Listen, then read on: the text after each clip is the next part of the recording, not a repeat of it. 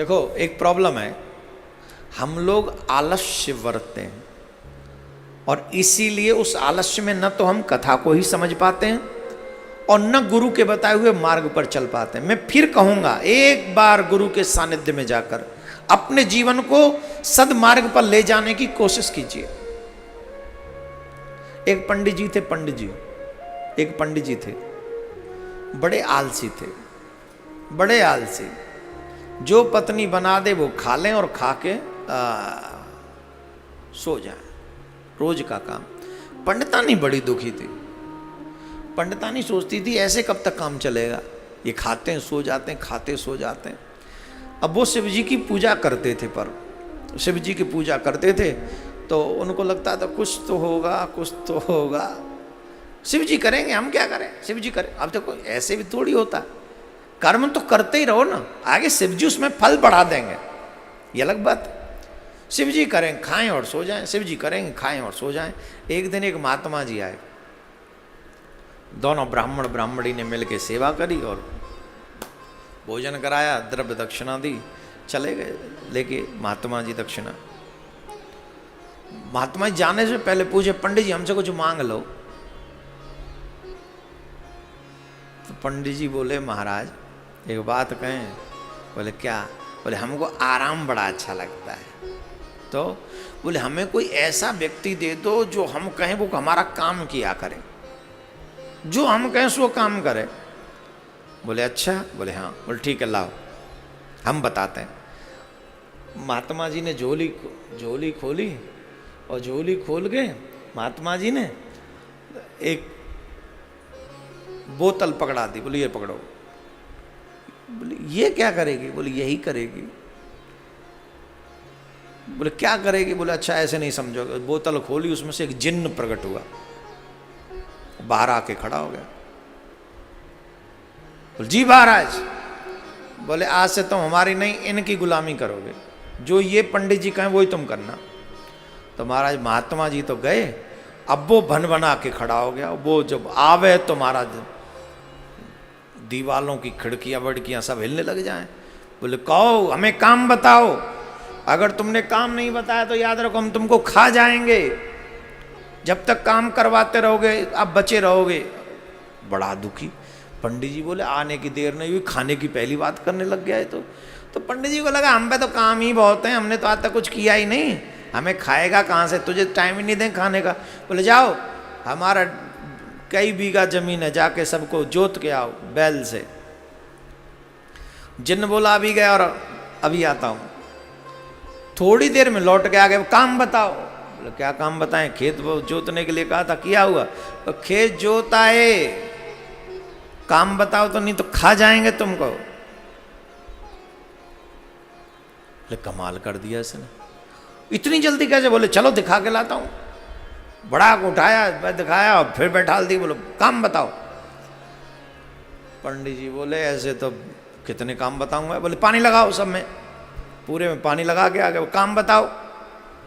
अब तो बड़ा मुश्किल में पंडित जी बोले अच्छा काम बताओ, ये तो खाने को, ये तो मरने का प्लान दे गए बाबा हमको, ये तो ऐसे। अब वो उसे शर्म आने लगे, मैं आलसी क्यों था, आलस के चक्कर में मौत को इनवाइट कर लिया। ये तो कहता काम बताओ नहीं खा जाऊंगा, काम बताओ नहीं तो खा जाऊंगा। पत्नी समझ गई, पंडित जी पीले पड़ने लगे धीरे धीरे। कितना काम बताएं, हैं काम भी कितने कर सकते, है ही नहीं उतने घर के। और तो वो तो तुरंत कर लाता है। तो वो पंडित जी धीरे धीरे पीले पड़ने लगे। पंडितानी पूछ रही, ए जी सुन तो। बोले हाँ। पीरे क्यों पड़ गए? बोला कछ पूछा मत, पीरे ना है अब तो सफेद पड़ेंगे।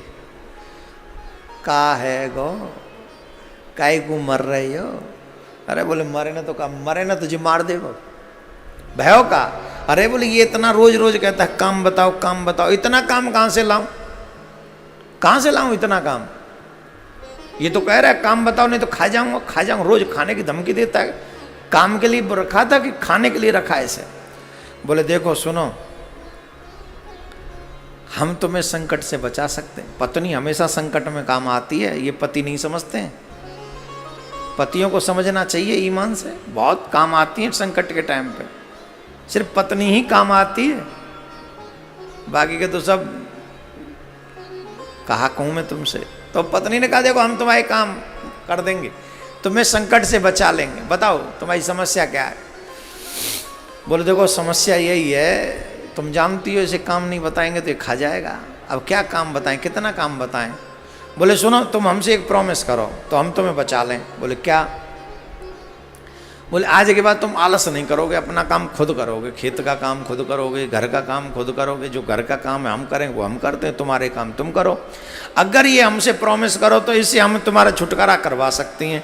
अरे बोले तू याते बचा ले, जो तू कहेगी सो करूँगा, जो तू कहेगी सो करूँगा, पर याते बचा ना तो जी वो ना लग रहा हो कि 2-3 दिन छोड़ेगो, 2-3 दिन में सुपड़ा साफ है, इतना ही काम वो खत्म है गे। यहाँ पे कालन काम करवाऊँ वो पे काम ही ना बचे। कबू तो जो कहें तू बोरी न सिल दे, कबू कहें तू लकड़िया बीन ला, कबू कहें तू और ने कहें तू झटकल लाऊँ, तो टाइम ना है वो पे, जल्दी करवा। बोले प्रॉमिस करो खुद काम करो। बोले हाँ मैं प्रॉमिस कर रहा हूँ खुद काम करूँगा, अब आलस नहीं करूँगा, पर याते बचा। बोले सुन अब आया काम बताओ। तो पंडित जी ने पंडितानी में इशारा कर दिया, मालकिन बताएंगी, मालकिन बताएंगी अब काम। मालकिन काम बताओ नहीं तो मैं इनको खा जाऊंगा। बोले अब भी मालकिन काम बता, भी वो क्यों खावेगो तू, आज से मेरी गुलामी नहीं करनी तुझे, आज से तू अपनी मालकिन की गुलामी कर। बोले नहीं नहीं बाबा तुमको दे के गए, मैं काम सब करूंगा पर खाऊंगा तुम्ही को।